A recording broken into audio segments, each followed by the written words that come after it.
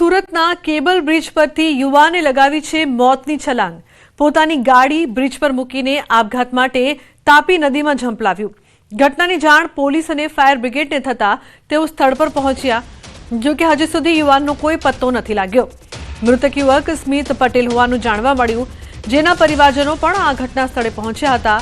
મૃતક હીરા કંપનીમાં કામ કરતો હોવાનું ખુલ્યું છે। કીર્તેશ જોડાયા છે ફોન લાઈન પર વધુ માહિતી આપવા માટે। કીર્તેશ, યુવાનનો આપઘાત, શું વધુ વિગત સમગ્ર મામલે? બિલકુલ, સુરતની તાપી નદી યુવાનો માટે મોતનું સૌથી સરળ સાધન ફરી એક વખત સાબિત થઈ રહ્યું છે, કારણ કે સુરતના અઠવાલાઈસ વિસ્તારમાં આવેલા કેબલ બ્રિજ પરથી એક 23 વર્ષના યુવાને તાપી નદીમાં મોતની છલાંગ મારી હતી। જોકે ઘટનાની જાણકારી મળતા ફાયર અને પોલીસ ઘટના સ્થળે દોડી આવી હતી, ત્યારે યુવક પોતાનો આઈ કાર્ડ અને મોટરસાયકલ બ્રિજ પર મૂકીને આપઘાત કર્યો હતો, જેને લઈને પોલીસે તાત્કાલિક પરિવારને જાણ કરી હતી। કહી શકાય 23 વર્ષનો સ્મિત પટેલ નામના યુવાને આ પગલું ભર્યું છે, તેને લઈને પરિવારમાં શોકનું મોજું પડી પડ્યું છે।